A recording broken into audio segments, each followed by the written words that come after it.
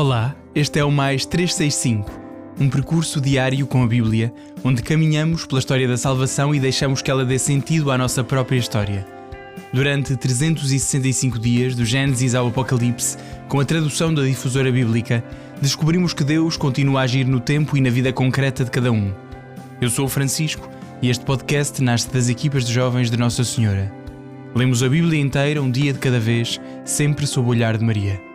Hoje é o dia 233, estamos no período do exílio e vamos ouvir Jeremias 10 e 11, Ezequiel 40 e Provérbios 15, 5 a 8.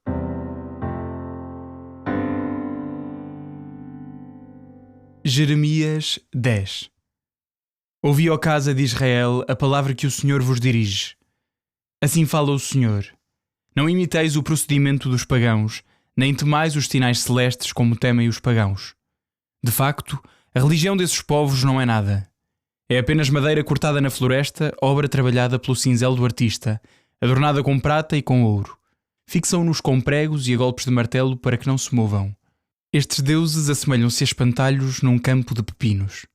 Devem ser conduzidos, pois não caminham. Não os temais, pois não podem fazer mal nem podem fazer bem. Ninguém há semelhante a ti, Senhor. Tu és grande. Grande é o teu nome e o teu poder. Quem não te temerá, Rei dos povos? A ti é devido todo o respeito, porque entre os sábios dos povos pagãos e nos seus reinos, ninguém se assemelha a ti. Eles são nércios e insensatos, e os seus ensinamentos não passam de um pedaço de madeira, prata batida importada de Tarsis, ouro de Ufaz, trabalho de escultor e de ourives, revestido de púrpura e de jacinto. Tudo isto é obra de artistas.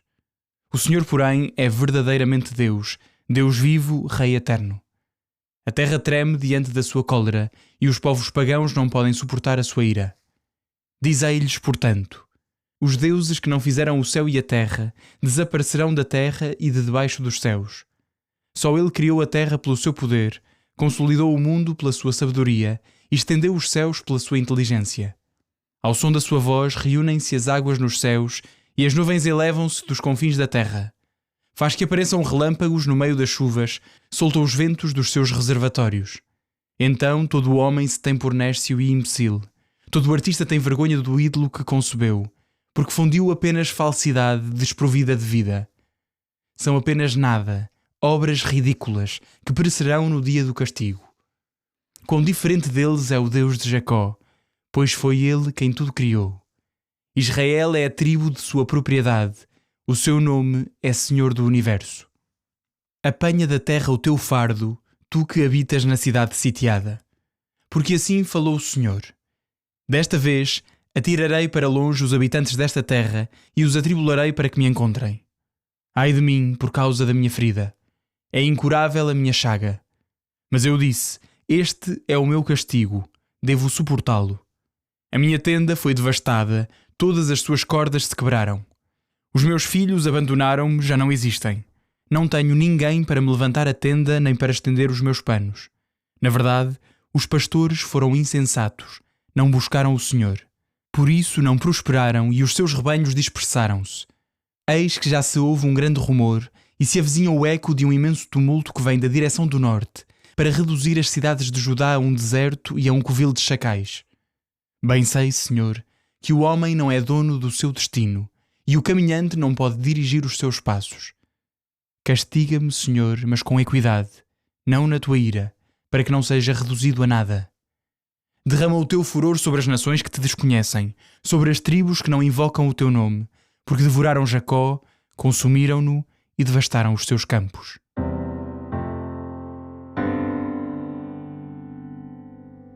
Jeremias 11. Palavra que o Senhor dirigiu a Jeremias, dizendo: Escuta as palavras desta aliança e transmite-as aos homens de Judá e aos habitantes de Jerusalém. Diz-lhes: Assim fala o Senhor, Deus de Israel. Maldito o homem que não obedecer às prescrições desta aliança, a qual dei a vossos pais no dia em que os fiz sair do Egito, daquele crisol de ferro, dizendo: Escutai a minha voz e fazei todas as coisas que vos mando. Então sereis o meu povo e eu serei o vosso Deus. Então ratificarei o juramento que fiz a vossos pais de lhes entregar uma terra onde corre leite e mel, como hoje se vê. E eu respondi: Assim seja, Senhor. O Senhor disse-me: anuncia todas estas palavras nas cidades de Judá e nas ruas de Jerusalém, dizendo-lhes: escutai as palavras desta aliança e ponde-as em prática. Desde o dia em que os fiz subir do Egito até hoje, avisei com insistência os vossos pais, falando-lhes assim: escutai a minha voz.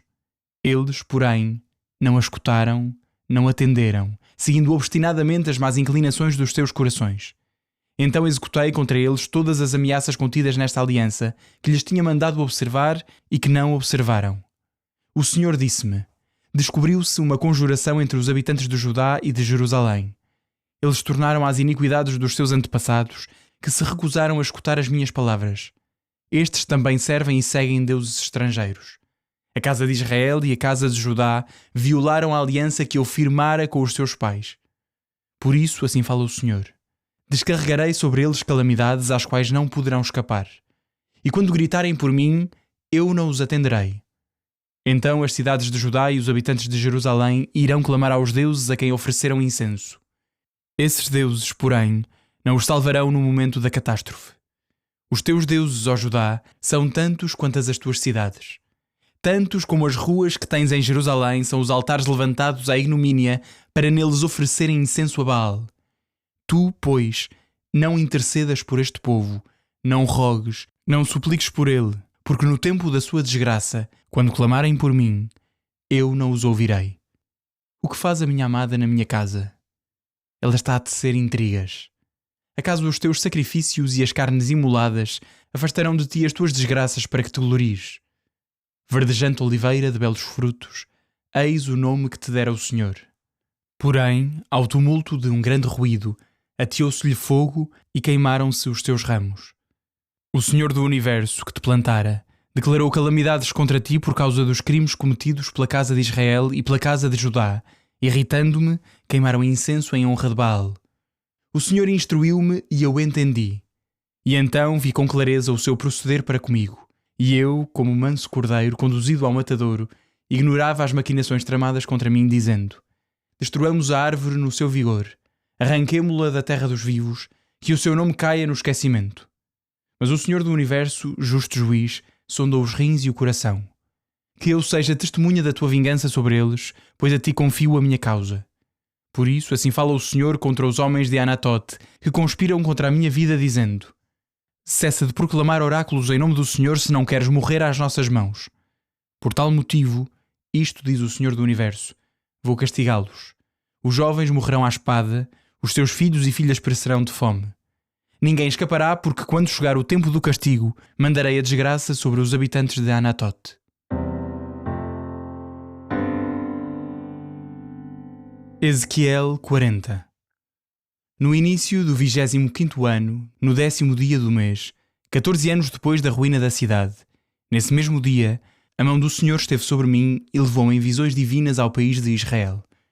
Conduziu-me a uma montanha muito elevada. Nessa montanha, parecia levarem-se do lado sul as construções de uma cidade. Conduzido a este lugar, vi um homem com aspecto de bronze. Tinha na mão um cordel de linho e uma cana de agrimensor. E estava de pé à porta. Disse-me aquele homem: filho de homem, contempla com os teus olhos e escuta com os teus ouvidos.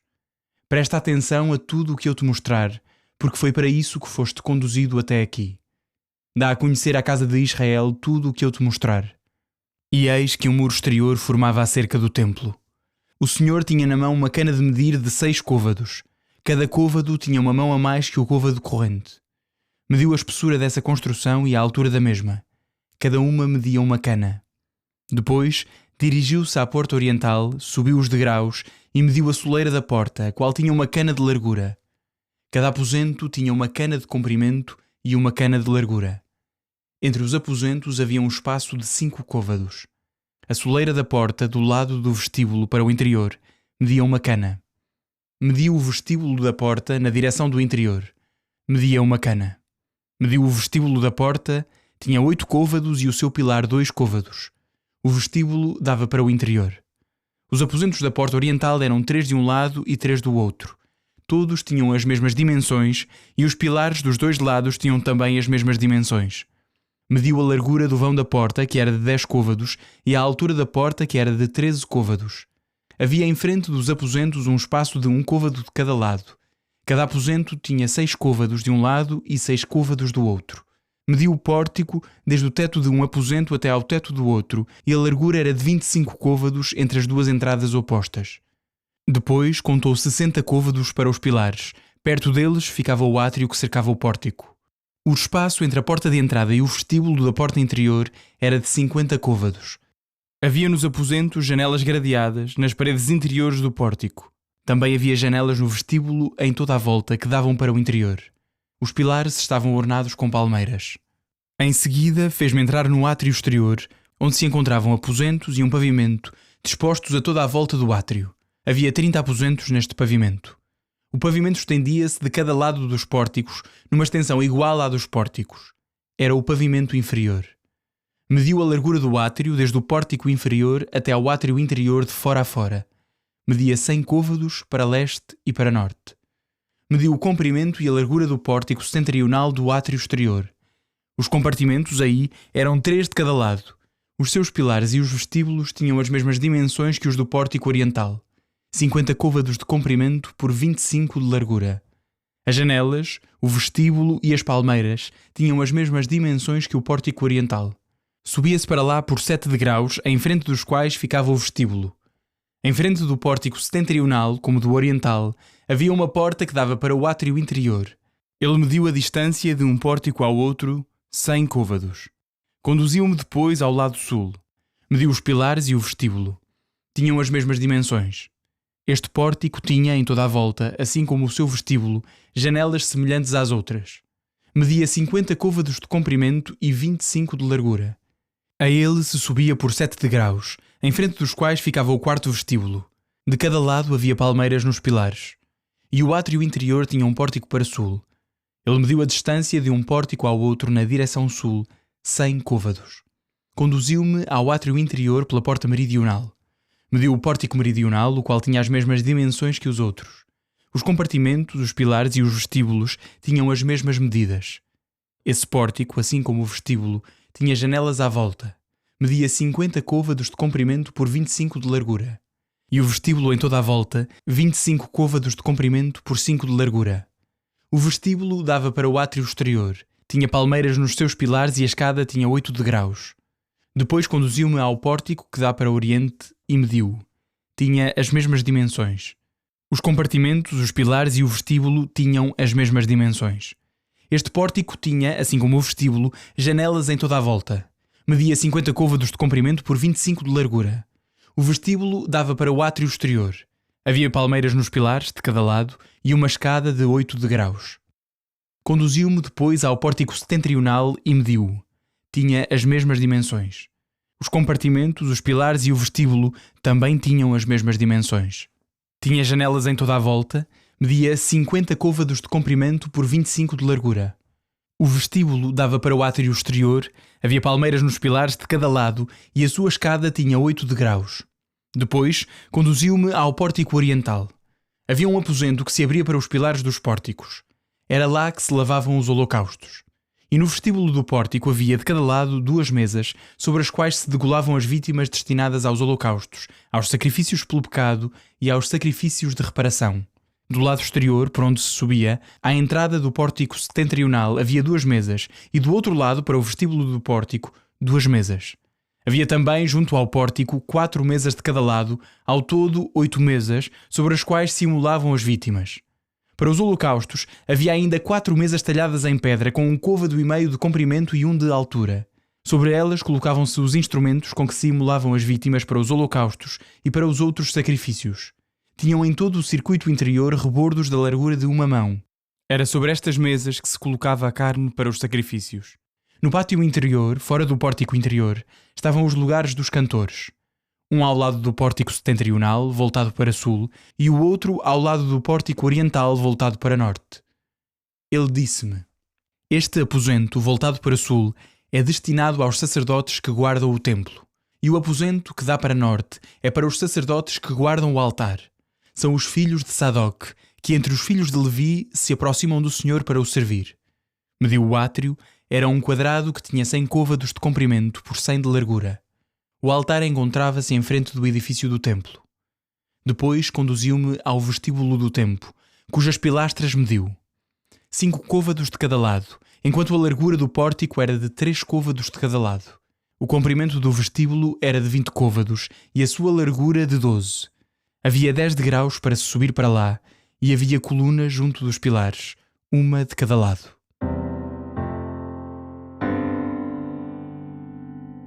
Provérbios 15, 5-8. O insensato despreza a advertência do seu pai, mas o que aceita a repreensão mostra-se prudente. Na casa do justo há riqueza abundante, mas o rendimento dos maus é fonte de perturbação.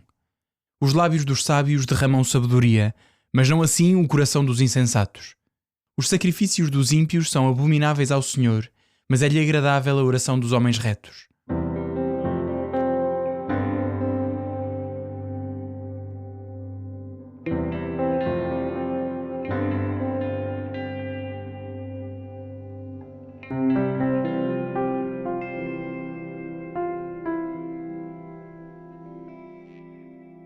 Olá a todos, sou o Padre Duarte Andrade e Sousa, da Paróquia de Belas, das equipas jovens Nossa Senhora. Senhor nosso Pai, aqui estamos mais um dia diante da vossa palavra. Depois de escutarmos, vos pedimos, abri o nosso coração, tirai de nós a pressa e a distração. Dai-nos um ouvido atento e um espírito disponível. Vós sabeis melhor do que nós aquilo que precisamos ouvir hoje. Dai-nos não curiosidade, mas fé, não apenas memória, mas obediência. Que esta vossa palavra, depois de ouvida, seja acolhida e depois de compreendida, seja por nós vivida. Vinde, Espírito Santo, e falai ao coração de quem agora vos escuta. Por Cristo nosso Senhor. Amém. Caros amigos, mais um dia, hoje com vários temas muito bonitos, um bocadinho dispersos, mas vamos começar aqui com o profeta Jeremias, hoje com 2 capítulos, 10 e 11. Nestes capítulos retomamos um tema do qual já falámos, que é a crítica aos falsos ídolos, por oposição ao culto ao Deus verdadeiro. Uma crítica muito forte, quase ridicularizando, sendo um tema muito sério, mas ridicularizando, dizendo: vocês adoram esses falsos ídolos, essas estatuetas que vocês fazem de madeira, mas que não vos podem salvar, que não fazem nada. E depois avança na lógica da aliança a dizer: como vocês não cumpriram a aliança, e volta a lembrar no capítulo 11 as condições da aliança que o Senhor Deus tinha feito com o seu povo quando os libertou do Egito, a terra que o Senhor lhes ia dar, a terra prometida, o Senhor diz uma coisa muito interessante: vou deixar que se descarreguem as calamidades contra vós, às quais não poderão escapar, e quando gritarem por mim, eu não os atenderei. Isto é impressionante. Porquê é que Deus diz isto? Quando gritarem por mim, não os atenderei. Então as cidades de Judá e os habitantes de Jerusalém irão clamar aos deuses a quem ofereceram incenso. Esses deuses, porém, não os salvarão no momento da catástrofe. Ou seja, percebemos aqui, penso que possa ser uma interpretação, há aqui um momento em que Deus não está a atuar para que este povo perceba que os deuses, os falsos deuses, os ídolos que eles adoram, que eles fabricaram, não servem para nada. Deus diz: então vocês adoram esses deuses e esses ídolos, então vejam lá se no momento da tribulação eles os servem para alguma coisa. E isto é como na nossa vida. Nós às vezes pomos a nossa alegria no dinheiro. E de repente, de um dia para o outro, há um crash na bolsa, ou perdemos o dinheiro, ou ficamos desempregados, ou somos roubados, ou acontece alguma coisa. E de repente é uma aflição, uma tragédia. E depois Deus diz: pois, achavas que era o dinheiro que te dava segurança? Todas as coisas da vida sobre a terra, por definição, são passageiras. E portanto, contamos com elas, e há coisas que são boas e úteis à nossa vida, mas não são o fim último da nossa vida, não são a fonte da nossa alegria ou da nossa segurança.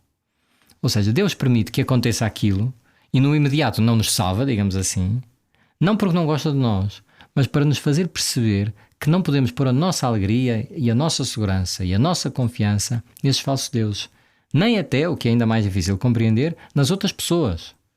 Amamos os outros, temos relações estáveis e bonitas com os outros, são fundamentais na nossa vida, mas até os outros nos podem falhar, porque humanamente são pecadores e porque também podem morrer. E portanto o outro não pode ser o sentido último da nossa vida. Às vezes ouvimos dizer: perdi esta pessoa, agora a minha vida deixa de ter sentido, porque eu perdi o meu pai, ou a minha mãe, ou o meu irmão, ou a minha mulher, ou o meu filho.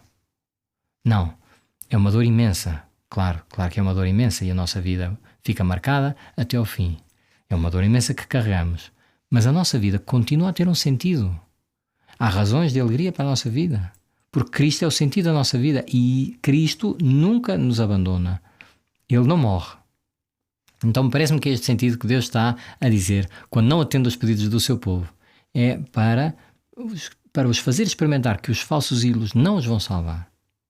Bem, saltamos então depois para o livro de Ezequiel e a partir de hoje, desde capítulo 40 até ao fim do livro, temos uma parte em que nos é relatada uma visão grandiosa do novo templo e da nova Jerusalém. Uma visão profética, da restauração esperada. Lembramos que Ezequiel foi deportado para a Babilónia logo na primeira leva, daquelas 3 levas da deportação do exílio da Babilónia, e por isso podemos imaginar o contexto da desolação. Ezequiel, que era profeta e sacerdote, está no exílio.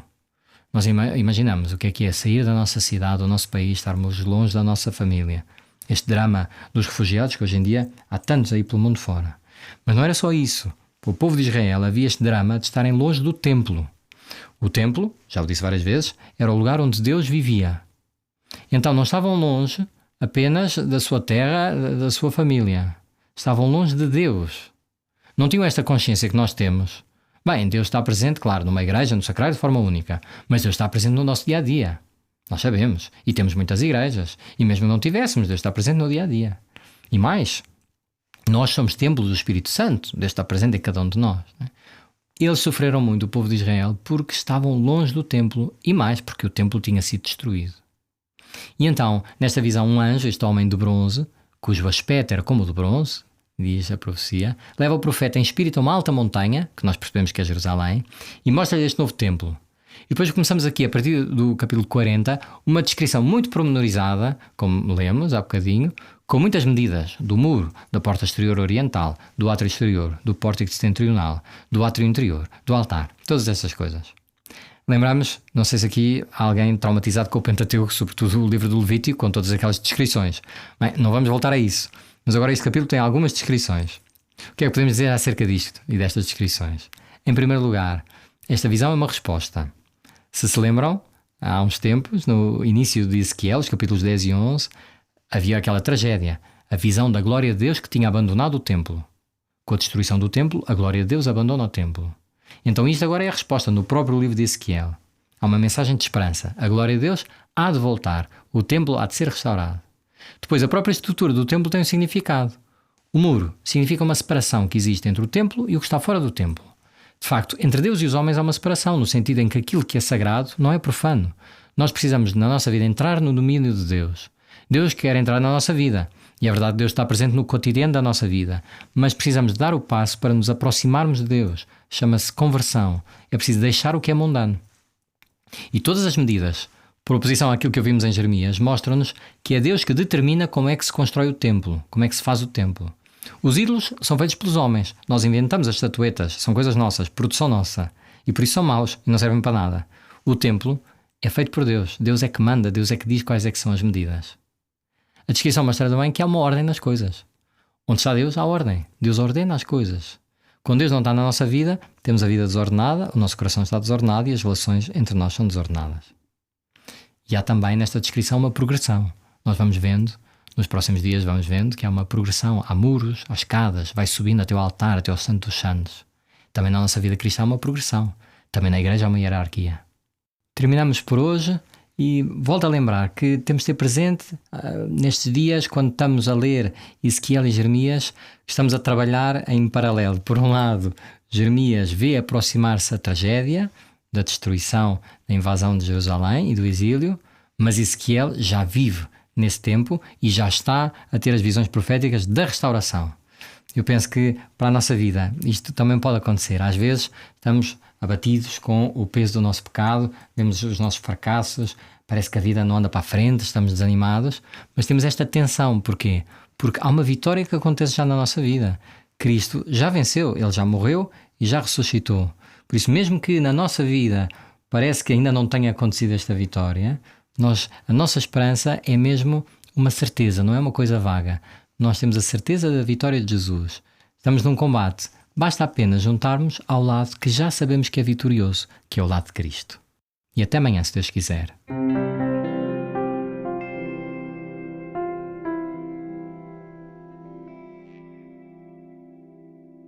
A minha alma glorifica o Senhor, e o meu espírito se alegra em Deus, meu Salvador. Porque pôs os olhos na humildade da sua serva, de hoje em diante me chamarão bem-aventurada todas as gerações. O Todo-Poderoso fez em mim maravilhas, santo é o seu nome. A sua misericórdia se estende de geração em geração sobre aqueles que o temem. Manifestou o poder do seu braço e dispersou os soberbos. Derrubou os poderosos de seus tronos e exaltou os humildes. Aos famintos encheu de bens e aos ricos despediu de mãos vazias. Acolheu a Israel seu servo, lembrado da sua misericórdia, como tinha prometido a nossos pais, a Abraão e à sua descendência para sempre. Glória ao Pai, ao Filho e ao Espírito Santo, como era no princípio, agora e sempre. Amém.